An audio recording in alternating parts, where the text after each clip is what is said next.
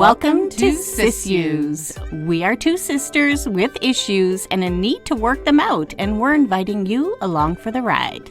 Here we are taking the big things we have in common. Our love for Outlander, inappropriate humor, and why people do the things they do.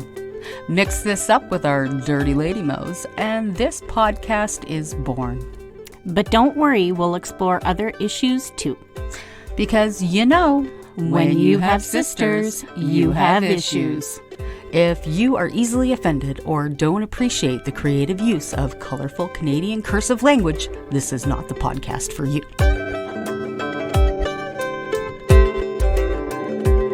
It's a beautiful morning.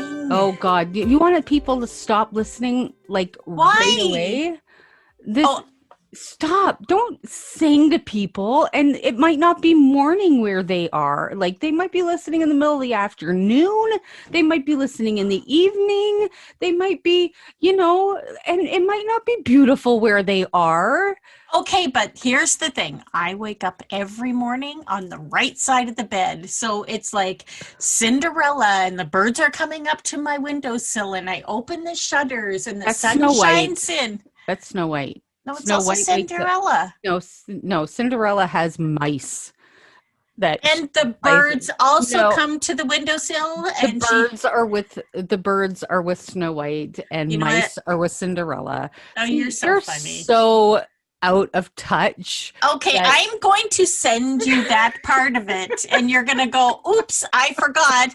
I can't believe I made a mistake with the Disney movie. No, the birds are hanging with Gus and the mice. Mm-hmm. They don't particularly hang with Cinderella. They're hanging with their friends, the mice. And you're just on crack already. I have to tell you a story. In the little fridge that we have, there are ice cube trays at the very, very top, right? Yeah. And in the freezer? In the little freezer part at the top, right? Mm-hmm. So I made the mistake, and I didn't think anything of it. I cut up an onion, put it in a baggie, and put it in the fridge. Well, I had a glass of Diet Coke, which I really drink pop, and I took 5 healthy ice cubes out of there and sat down to do all of my team meetings. And every time I had a drink, I'm like, what is that smell? Like there's something. And then I sniffed my glass, and the ice cubes have absorbed the onion smell. Yeah. It was so disgusting. Yeah, that's gross. Yeah, so I just had to tell you my story. Okay, guys. Anyway, do you guys see what I deal with? We're talking about Cinderella. And then all of a sudden we're talking about onion scented ice cubes. Hey, I have to get it out because I won't remember it. My life with my sister. Yeah. And I'm the one that has ADHD. Yeah. But I'm pretty sure that she has it too. No, I don't. Whatever. It's just I'm getting older, and if I don't tell the story right away, it's gone forever. Anyway, okay. And that would have been a fine story to be gone forever. But whatever. Whatever. Bite my left elbow. Anywho, we're back to season 4, episode 11 of Outlander. Episode 11, If Not for Hope. I don't even think we introduced ourselves or anything. Well, hopefully, hopefully they follow along with my OCD and start at season 1, episode 1, and just don't decide, hey, you know what, I think I want to watch season 4, episode 11 today. And they're one of those people that just pick random episodes. They might be. Drive me crazy. I think we have some of those people that just listen like off the bang. Oh. And because, some people just listen to their favorite ones and just are like, oh, I want to listen to this one today, or I'm going to watch this episode today, so I'm going to listen to this SIssues. And we're SIssues. Yeah, and I'm Sher. Bang. I'm Phyl. Oh my gosh. Okay, maybe we should get started. Okay, so if you're watching on Netflix, make sure you skip the recap. And if you're not, just a reminder that this is a cold open, and that's where we're going to start. Actually, it's a really hot open.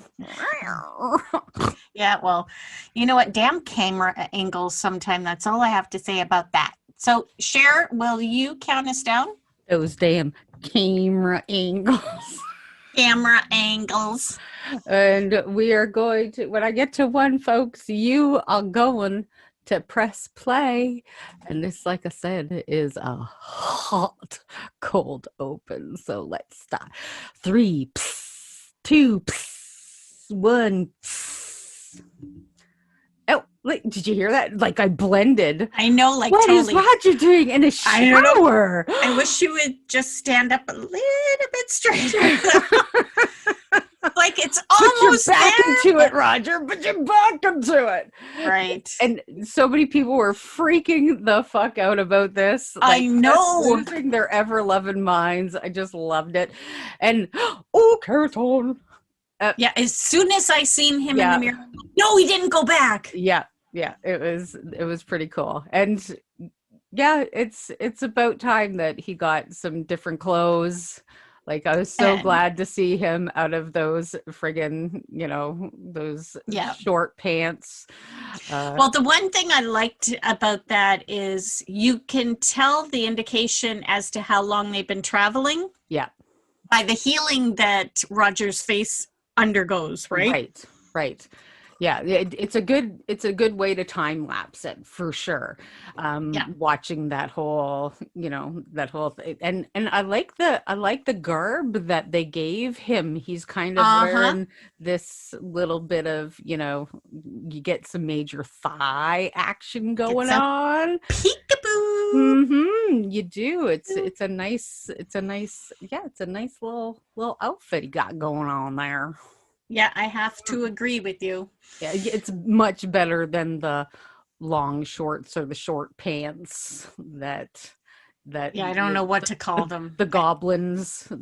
Well, and you got to remember that was the decade or the day of the century of those flare bell bottoms, right? Mm-hmm. So that was, I gotta say, they're pretty sexy.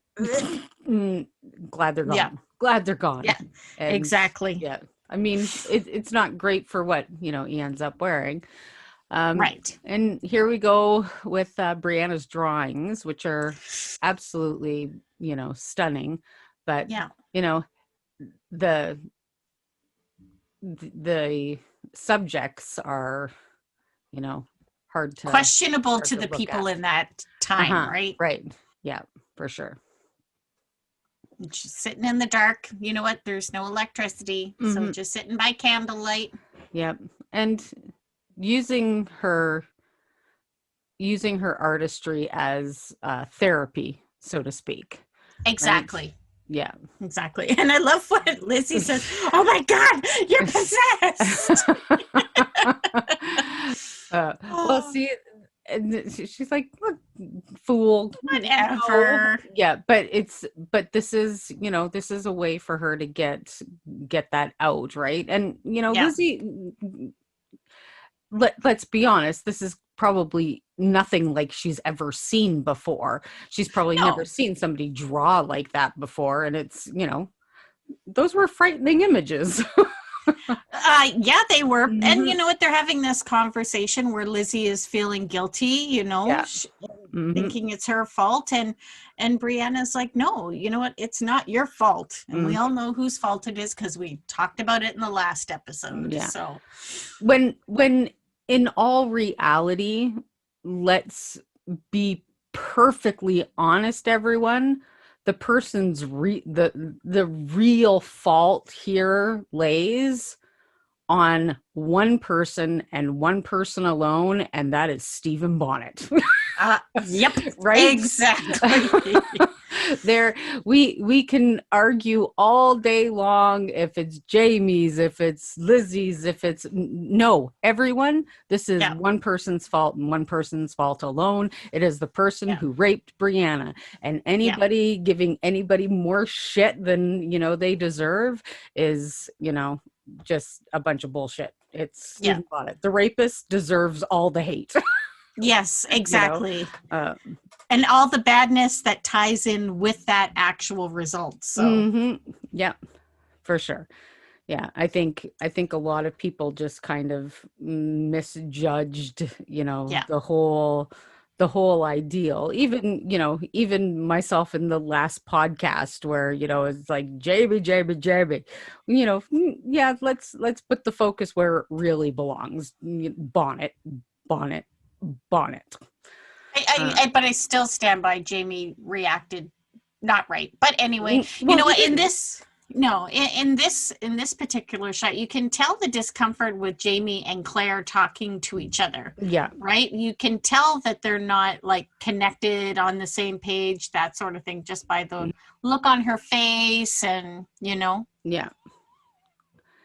Well, and I think a lot of that has to do with her feeling guilt at the same time for not telling him that it was Stephen Bonnet. Because had she done that, then he never would have beat the living shit out of Roger. Right? Exactly. And exactly. So I think she has her own burden to carry in that respect. And I think that that's coming out in her, in her conflict with Jamie. Yeah. And, see, look at the look on her face. It's not just anger towards him for what he did. It's also this heaviness on her that she's, that she has a part in the whole thing. And it's a lot. And, when you've got two individuals in a relationship carrying their own burdens and not sharing it with each other, that's when things get really heavy, right? And Ian can sense that, right? Mm-hmm. Yeah. And I think he feels like he can talk more comfortably to Claire about it, rather than Jamie, right? Yeah. So yeah. And it's funny, the look on her face is that way you think that I'm at it, Yeah. And see, and it's easier to assume that. Yeah. Right. Because they're not talking to each other, right? They're avoiding each other. So why would he not assume that? So yeah.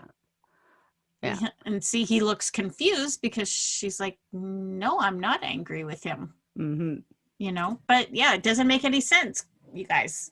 That doesn't make any sense. And I'd love, in this particular episode, I see a different side of Ian. You know what I mean? When he was talking to the Cherokee, about the Mohawk and, he's I don't taking know. the lead.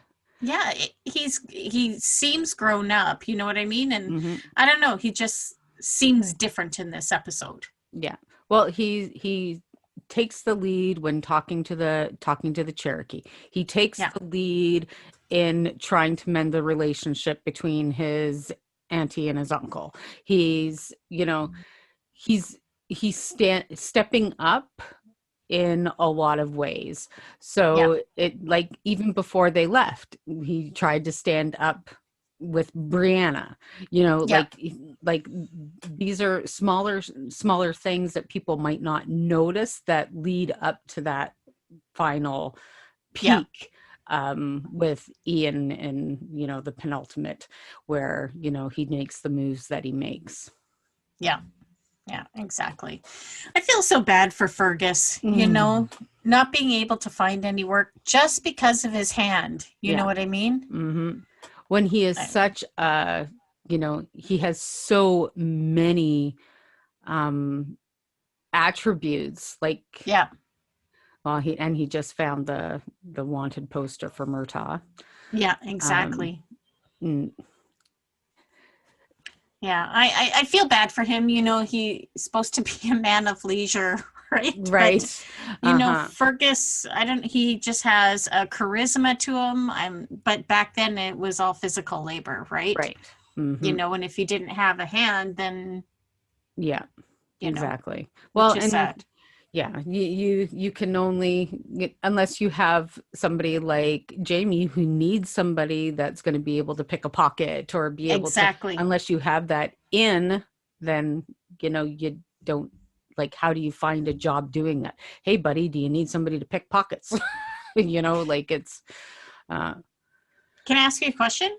Later in the books, does his story expand at all? Oh yeah. Okay, don't tell me. Don't tell me. Okay, yeah, you won't tell me anyway, but don't tell me. Yeah. No. No, him and Marsali have but yeah, it does. Okay. I love how much she loves him and supports him and won't let him, lose his confidence, Mm-hmm. She is a force.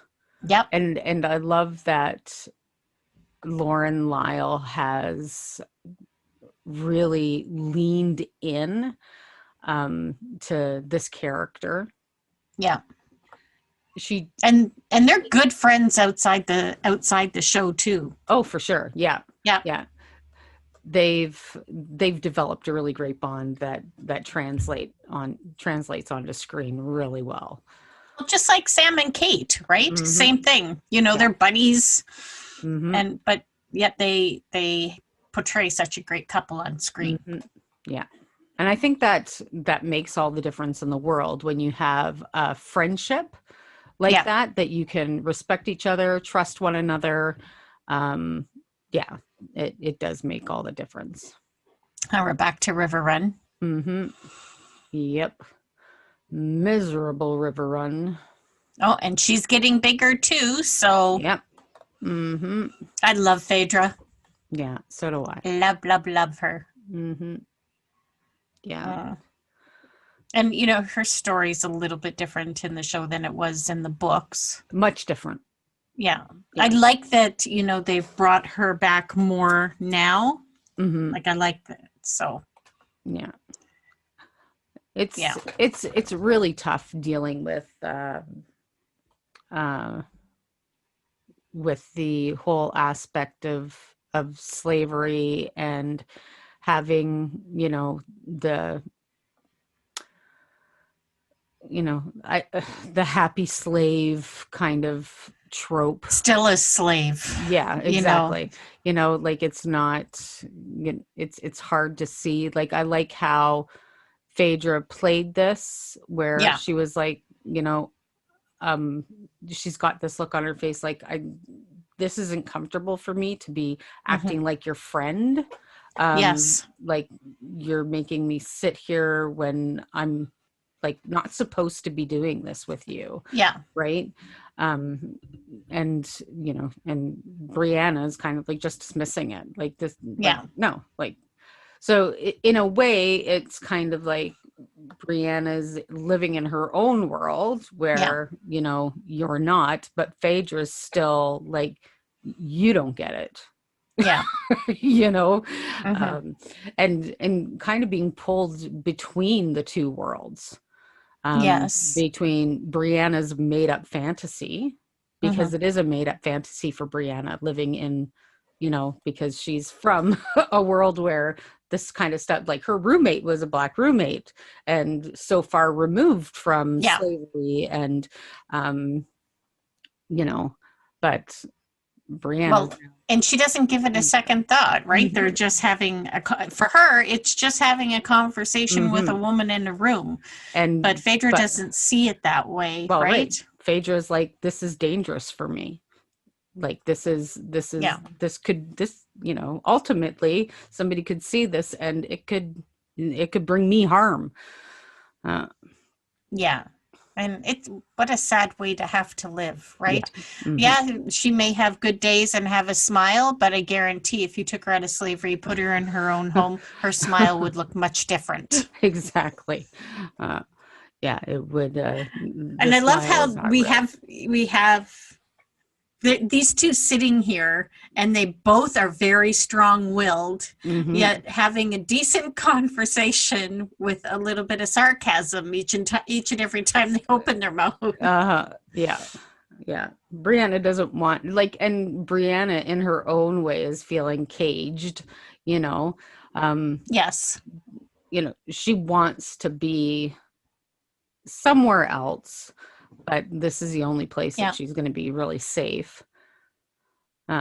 And I wouldn't want to, I'm in a strange place with Mhm. people I just met. I don't want to be in a room full of more strange people that I haven't met yet, Yeah. trying to deal with, what's happening with Roger, where are my parents, still dealing with like that's a lot. And then to be thrown into a party. Yeah. No, I probably wouldn't either. Yeah, exactly. Yeah. And of course, Jocasta has in her mind, well, I got to get this kid married off. She's Right. pregnant and we've got to find somebody that's going to take her and this kid in. That the laced collar that she's wearing reminds me of those old English big white ones that look like people's heads were just sitting on top of them. Uh-huh. Yeah. But of course, much smaller. Yeah. And her boobs are like popped right up there. Yeah. Well, when you got a rack, lay him on a rack. Oh, me too. Mercy, she's like, yeah. Oh, don't mean to wake you. Boots. Right? Well, she slams it on the counter, right? The cup. She might as well just go over and kick him in the side of the head. Oh, sorry, did I wake you up? Place must be not very big for him to be sleeping in a kitchen. Well, yeah, it's and he's slept in much worse places. Let's face it. Yeah, and I'm actually really, really surprised with how Murtaugh reacted to her initial request.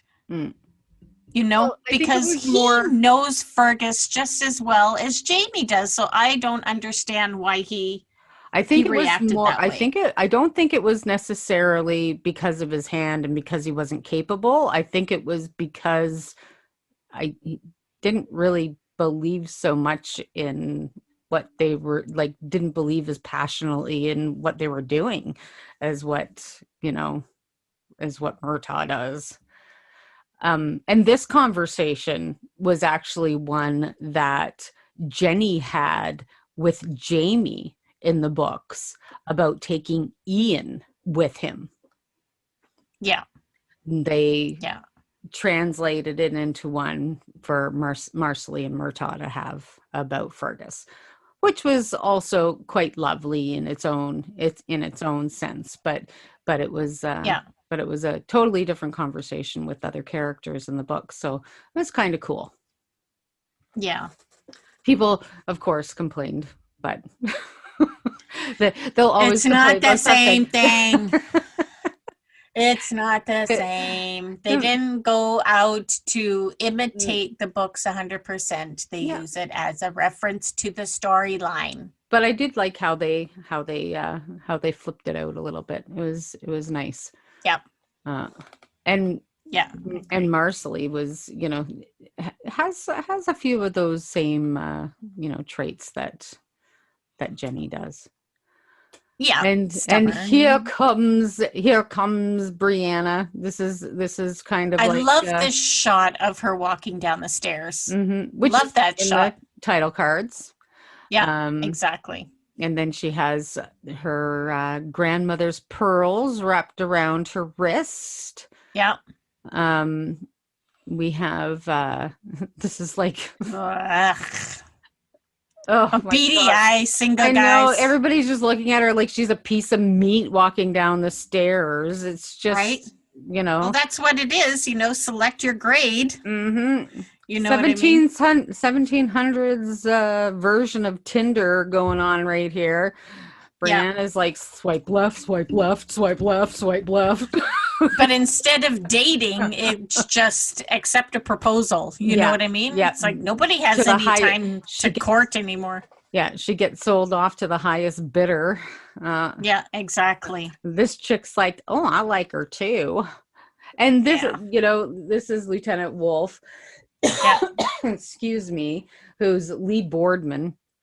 And Lieutenant Wolf, I mean, we talked about him before, but this guy is like a huge cut up in real life. And I guess he just had people like rolling all the time, just cracking jokes. And if you take a look at this guy's IMDb, he looked like you put a wig on him and it changes everything.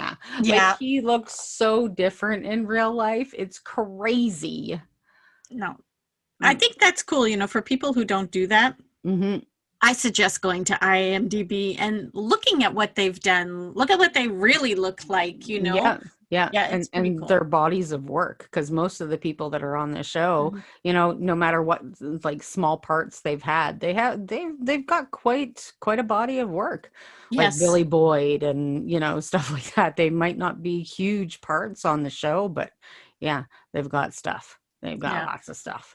He just gives me the creeps the way he looks at her. Oh, It's he's just so like, slimy. Like, yuck. dude, you're Don't old do that. You're old enough to be her father and a half, and you're acting like and then this wee smout.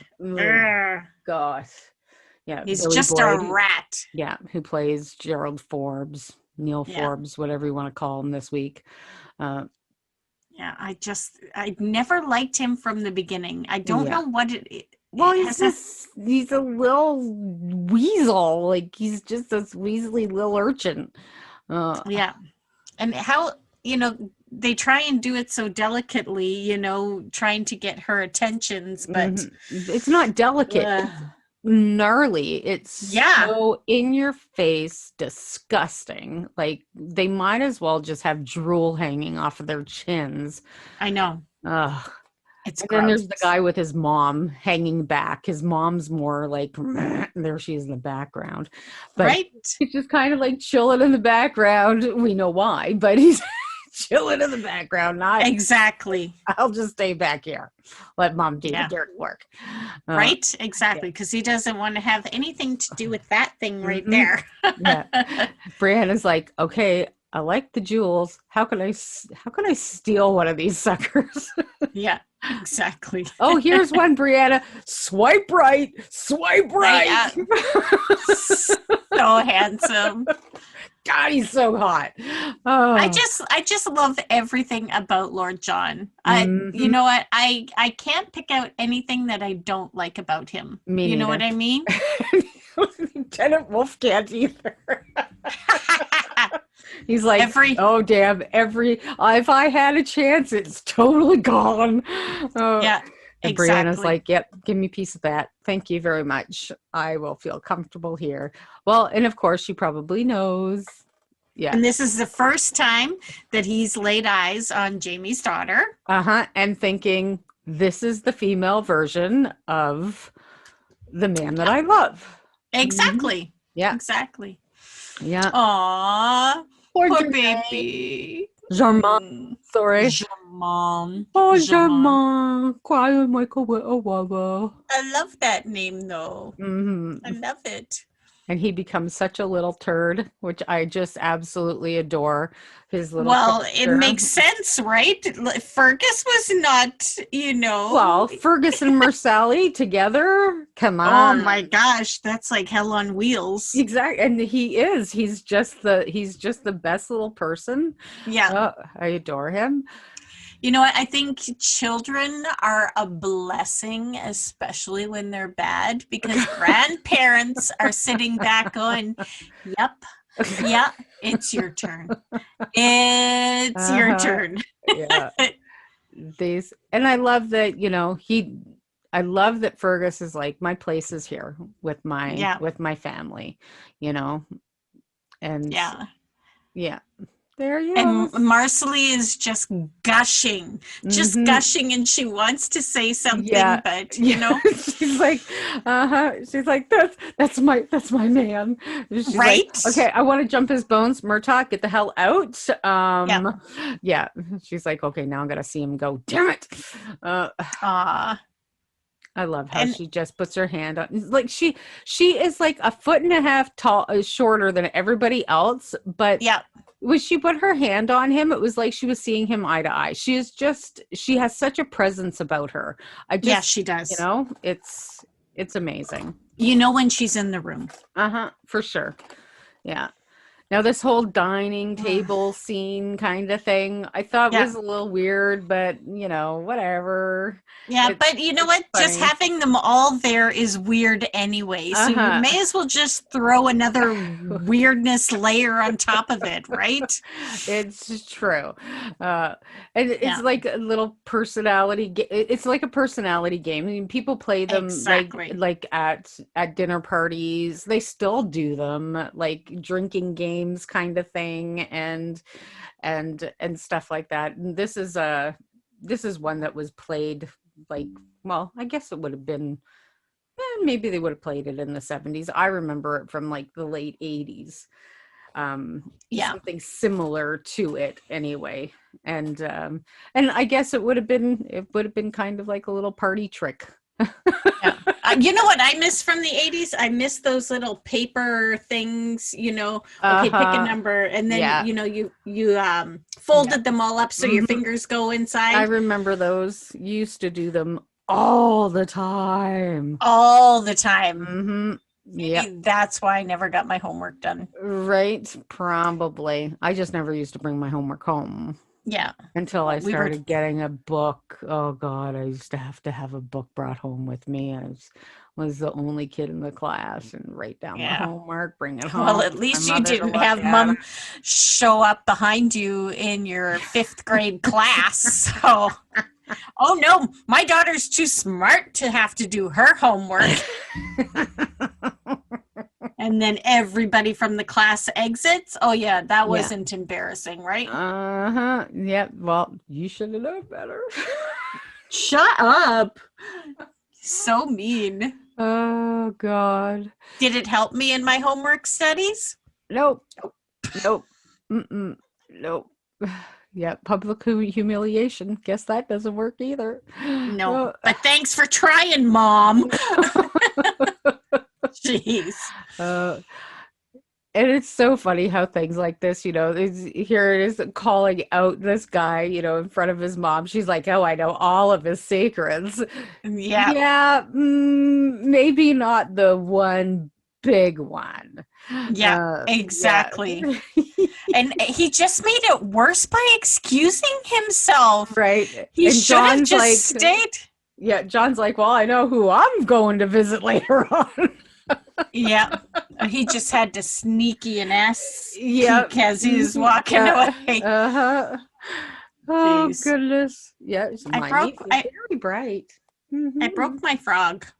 Well, your frog is broken. My frog is broken. It's all wet down inside, so Okay, I can't everybody, play with it anymore. This is their first. I'll hold it up, and what I'll do is I'll take a snapshot of it and put it on our website so that people know what I'm talking about. My frog is broken.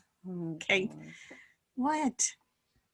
It's something I play with to keep my hands busy while we're podcasting. Yep. Good job. And it has tadpoles that you can squish out of its ass. So again, I'll show them some pictures, and then they'll understand. Yes.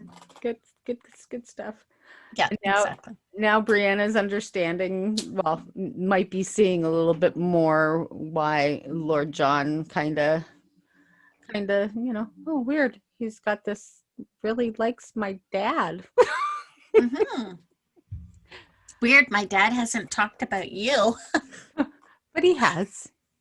Yeah, but he doesn't, and that's weird that you think of my dad right away. But anyway. Yeah, that would be like an intimate thought. I love how Brianna, she's such an actress. Yeah, uh-huh. She's a better actress than Claire, her mother is. She's thinking, I don't really want to be alone with this guy. Yeah, exactly. It makes me feel kind of nauseous. The thing is that corset's so goddamn tight, and she's, pretty far along, and you can barely tell. Yeah, exactly. Because her belly's pushed right down and out. Yeah, no wonder people lost half their babies with, trying to keep the tummy in, and God, where does a baby go? Yeah. Not like you could carry a baby in your ass, so. Nope. You would No. think I was carrying twins right about now if that was the case. Septuplets here. Good It's heavens. like, I tell you. so you're pregnant. Yeah, I didn't catch that. They didn't Oh, put that on the invitation. Been so busy the last couple of months. It's like I haven't even thought about it. And then I made cinnamon buns yesterday. What are you talking about? We were just gaining weight. Oh God. We're talking about fat butts. Oh, and then I'm like, yeah, over the last couple of months I haven't been very good. Not really watching what I eat, and with my age I really should. This is the podcast of Phyllis squirreling. I was still talking about Brianna and John's conversation when you started talking about cinnamon buns. No, you weren't. You were talking about asses. No, I've gone back to the conversation at hand. Well, you know what? We should get back to the podcast because that's kind of why we're here. Sherry, stop distracting me. Oh my God, I'm going to punch you. So now she's telling Lord John why it is her dad is away. Mm-hmm. And he's like, here's a letter from your dad. Yeah. And she's like, man, she's stubborn. Gee, wonder where she gets that. I don't know. It's not like she's a Fraser or Mackenzie or anything like that. Yeah, we were talking about the Fergus Mersally mix of total cray cray. And now we've got the, Claire and Jamie mix. Like, seriously, that's like double stubborn, double irrational sometimes. Yeah. Right? So, and she's still pretty young. Yeah, exactly. So, I love Jacasta's dress. I love that couch. Those couches just slay me. I just they look so satiny and soft. They do, but you know what? Those suckers, I bet you, last for 100 years. Unlike the shit that you buy today, where you're lucky to get 5 years out of a sofa. Mm-hmm. Well, they're made disposable now. Yeah, they were made to last. Yeah, that'd be cool. Got a whacked out hair here. Oh my God! See, there she goes again. I just made it worse. But and here's Jocasta. Just you've gotta get your butt married. You are not in a good position, and that's what I'm doing. Too bad. She doesn't have a choice in the matter. You know what I mean? Yeah. And the thing is that as far as I wish Brianna would keep saying, I am already married. Just say it. I handfasted this man. I am married. Don't let go of that bone. Exactly. But she does. I'm surprised how quickly she dropped it. Mm-hmm. Yep. It's like, don't. Where's the Fraser there? Mm-hmm. Remember how I was talking about you wearing a corset and your tits being up to your chin? Yes. Check out Jocasta. Your boobs are probably bigger than hers. So that's what I'm talking about. If you were to wear a corset, just put them up way higher. And that's what you know what I could do is I could just tuck them under each armpit before I put it on. And then it will look like I don't have any. That would be terrifying. And do you know how much that would pinch and hurt your... Oh, God, no. I don't know. They'd be terrible. They're just kind of hanging there with no feeling anymore. Oh, gosh. But I do love her dress. What's that down around your waist? Oh, my nipples. Yes. Sorry, I just tucked those back up in there. I would still love to try one just to see to see what it would be like. Yeah, but Jocasta, I just love how her necklace doesn't hang down around her neck. It just it's around the neck and then it sits on her breasts. Yeah. But she chose the right necklace to do that with, you know? For sure. For sure. It looked quite nice. So Maria Doyle Kennedy as Jocasta is fantastic. Yeah, if you're not following her on Instagram, you need to follow her. Mm-hmm. She's pretty great. Love her. No. Oh, look what we found. We're looking for Stephen Bonnet, and ta-da! There he is. There he is. So now they know that he's raped Brianna, and they are going in for, well, they know they can't go in for the kill because Jamie wants the kill, but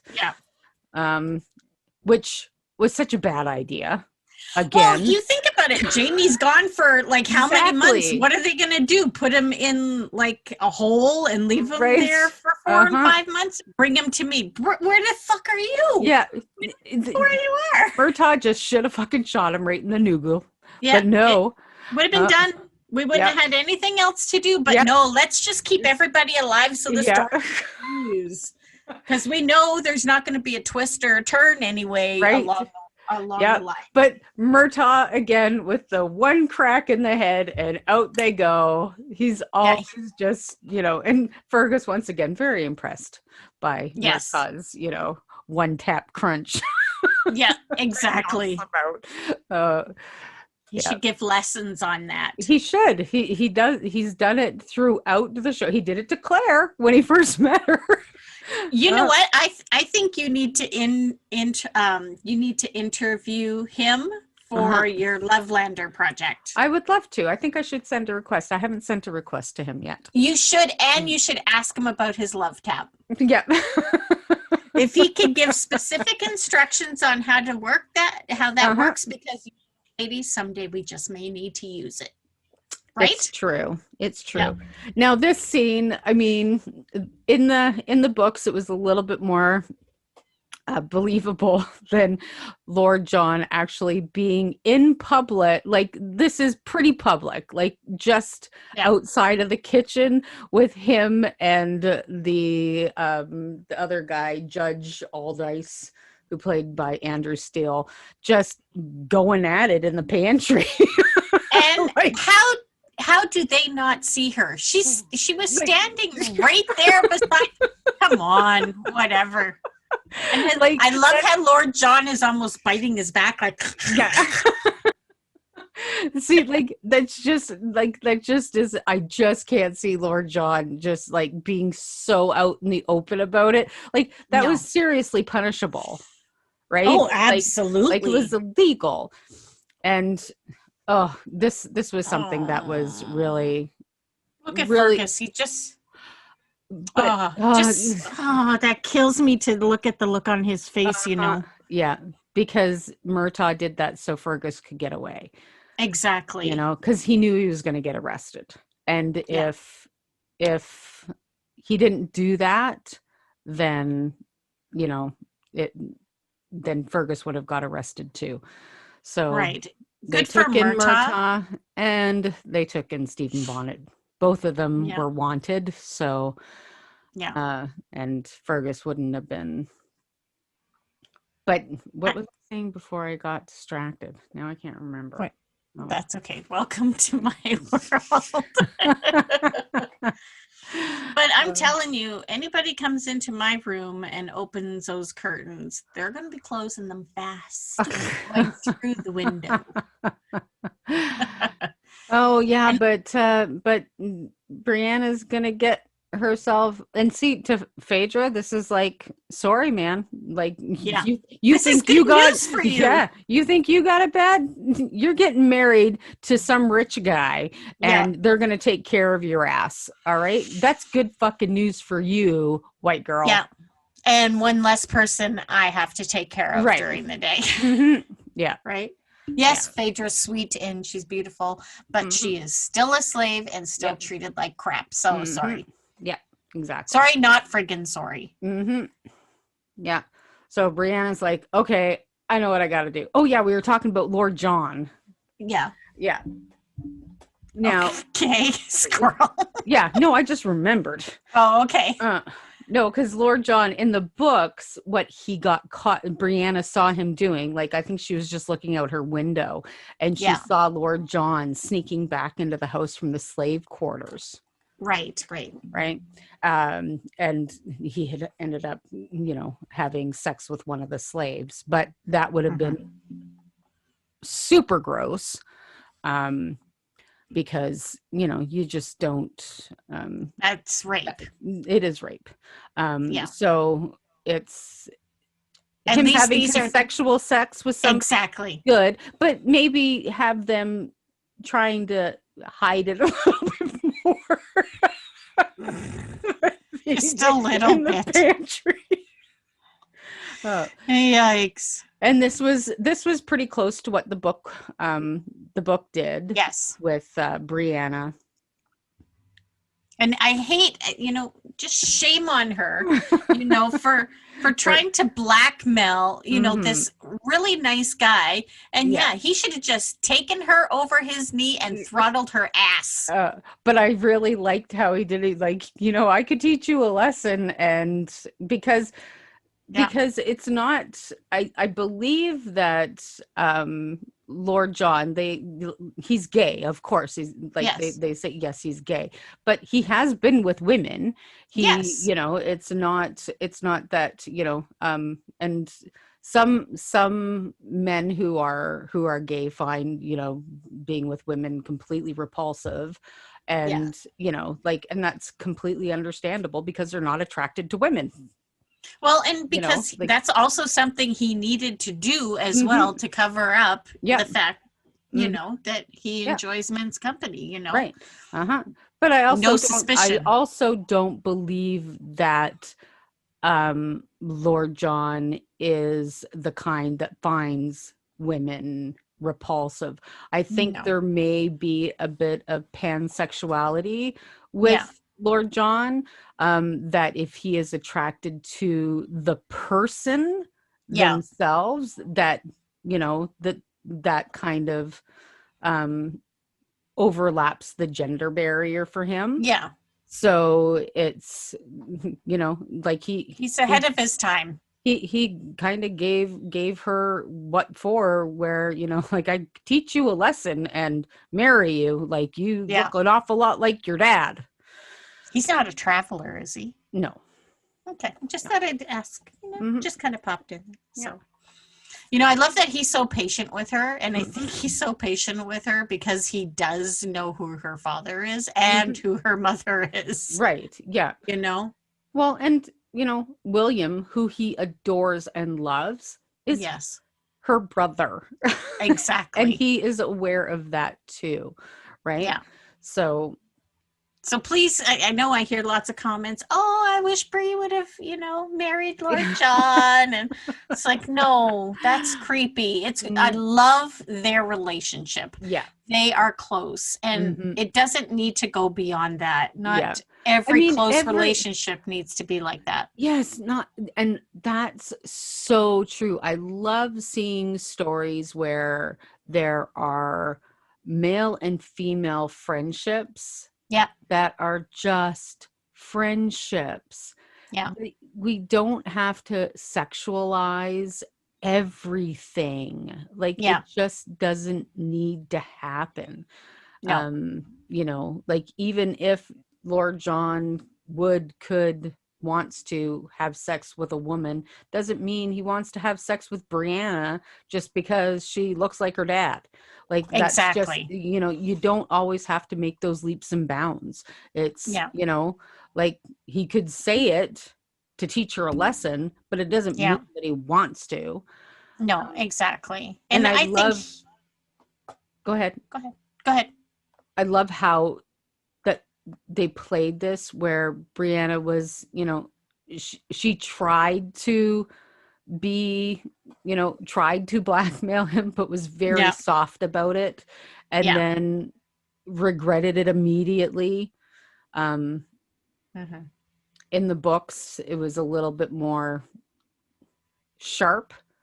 And she's Brianna's not that heavy in the show, and I quite enjoy her.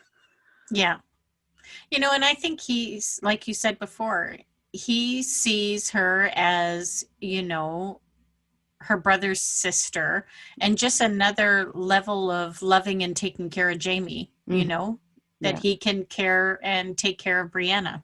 Yeah.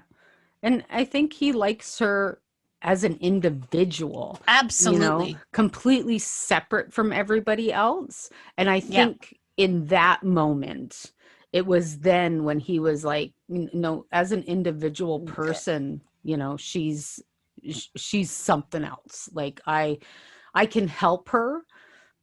Yeah. And when God, I hate this.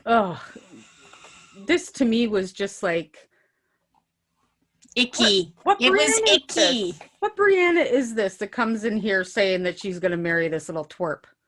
I know, right? Ay. And thank God. Thank you, Lord. Thank God. I was so excited. Like, it gives me goosebumps again that he came in like that. I'm just like, oh, thank God. Thank you. Yeah. She's accepted it. And huh? What? But Jocasta, you said I could marry her.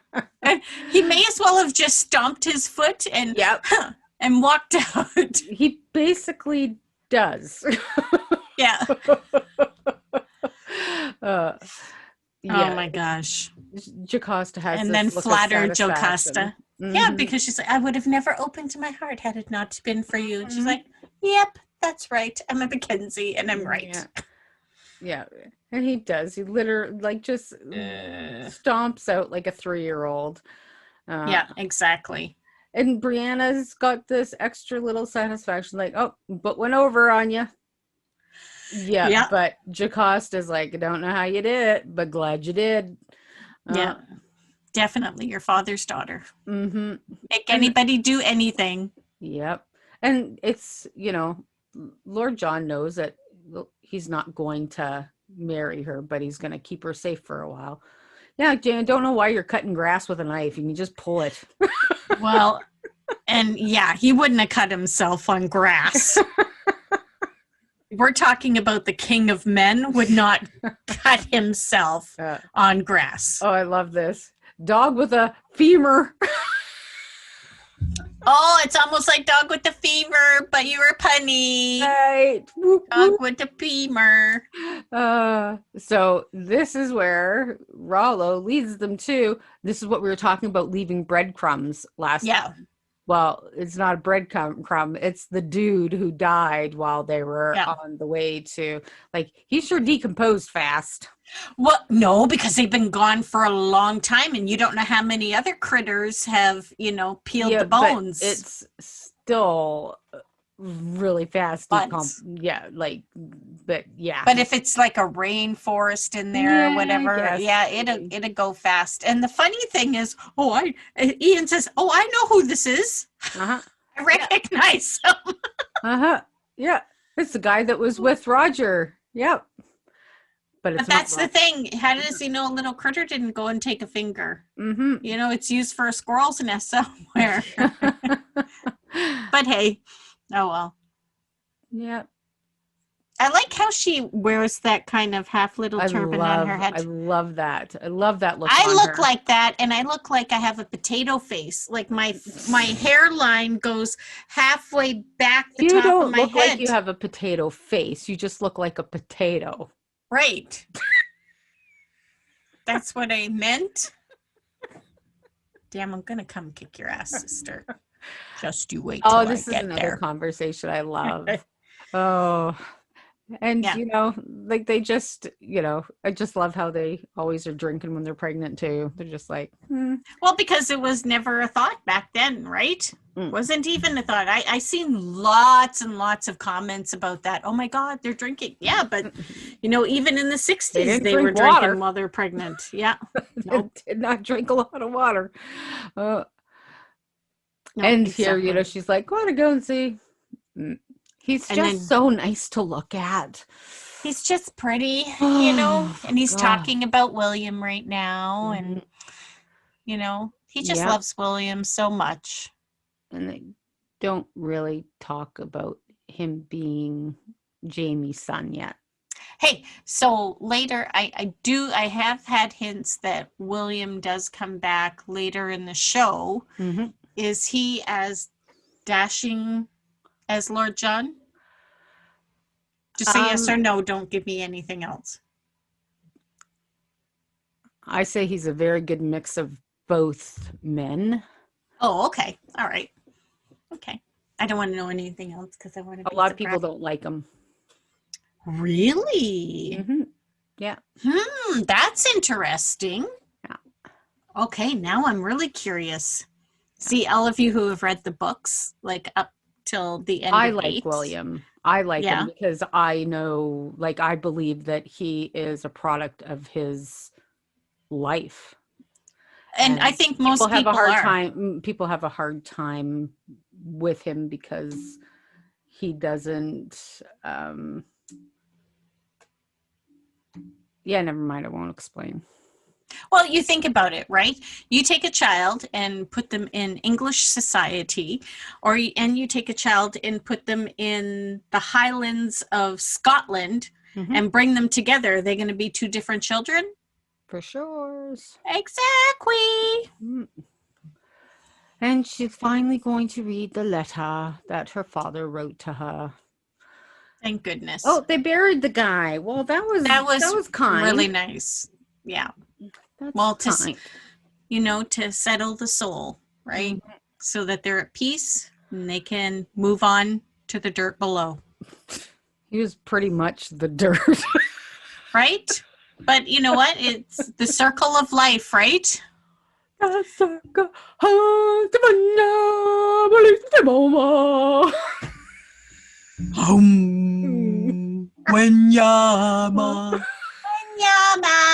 You should stop doing that. It's really bad. Oh God. Yeah. Sorry. Need to stop. Sorry, Lion King guys. fans. We just fuck that. Butchered that really bad. Yeah. Don't do Maybe that that's again. what we should do after we're done Outlander. Is we should do parodies of our favorite Disney songs. Yeah, let's not do that. That'd probably be a bad idea.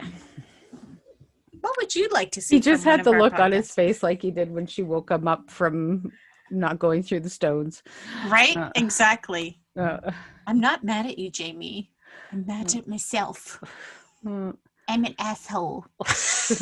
I so fucked up. Both of you, everybody fucked up. But she's trying to explain to Jamie about, their relationship, and her relationship with her daughter is deeper, and that maybe she can't keep that promise anymore to him that, they won't keep secrets, Yeah.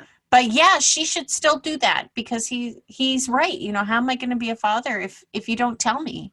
Yeah. Right?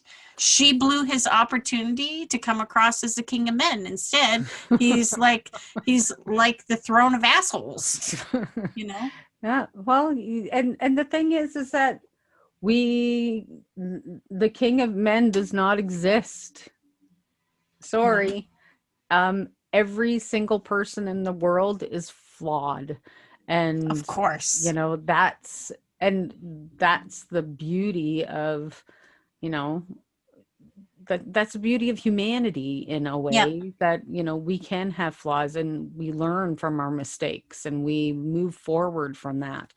And, and I think that's why, some people don't like Jamie for that reason, is because he's given this big, beautiful, I'm the king of men banner when he does fuck up. And he does, so people resist that, and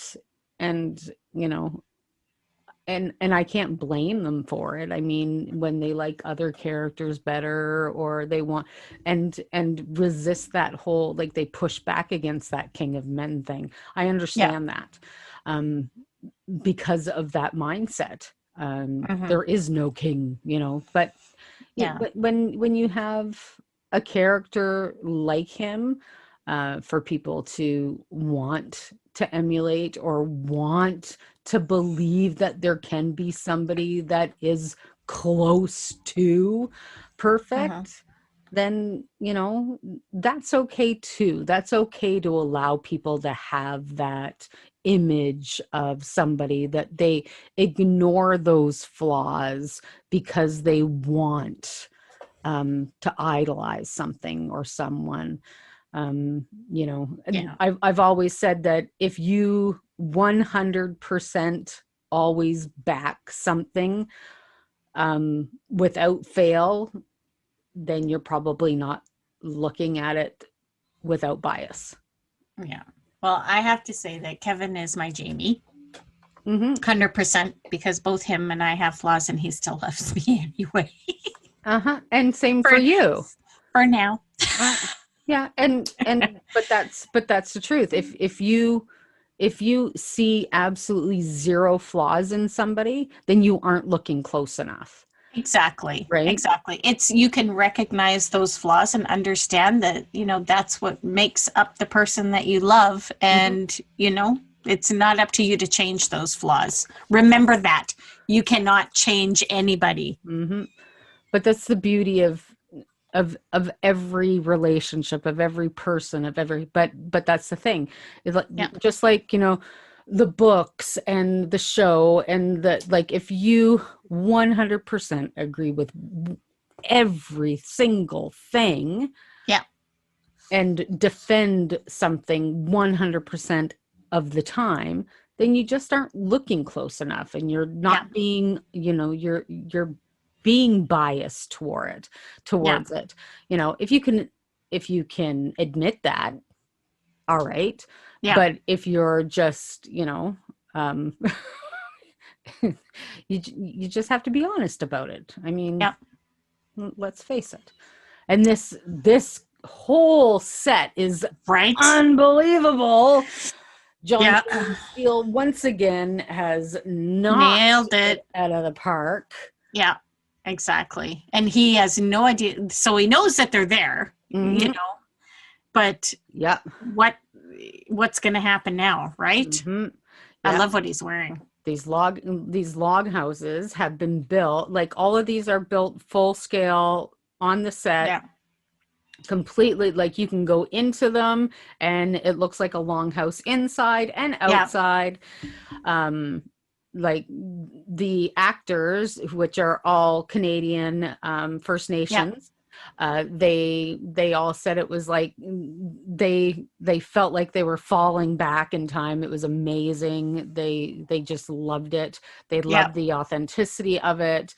Of their weapons, of their, I told you about a video that Gregory, the one in the blue right there in the background, he had taken of, using the rocks and stuff like that.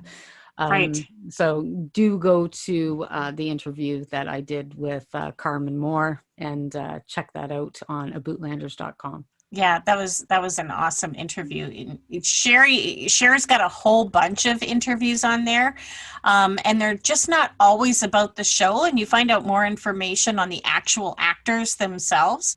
So I suggest you check that out for sure. SIssues and tissues.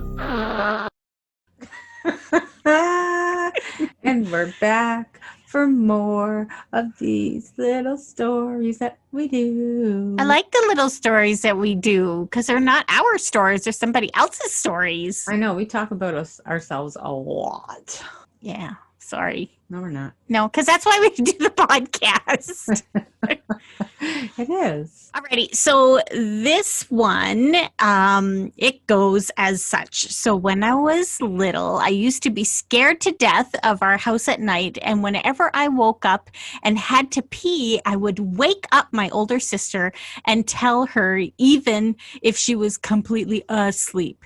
She always complained, but she also always went with me to the bathroom and talked to me through the door so I wouldn't be scared. So this is from Irene on thoughtcatalog.com. Oh, that's so sweet. That is sweet. Nobody ever, took me to the bathroom. Well, because Wanda didn't want to get up out of bed and go with you. I wasn't afraid of the bathroom. I was afraid of my closet. You were afraid of the dark. Afraid of the dark, but it stemmed from when we lived in a really old farmhouse, and it used to have those pull closed closets, the kinds that fold up into themselves. Oh, the shuttery ones. Yeah, I can't remember what the name is, but I remember I used to close it.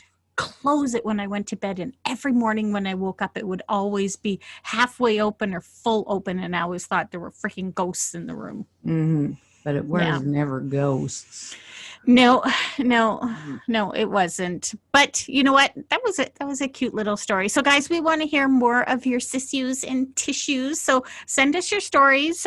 Visit us on our website at sissues.ca, or you can send us an email at sisters@sissues.ca, or visit us on social media, whether it be Facebook, Instagram, or Twitter.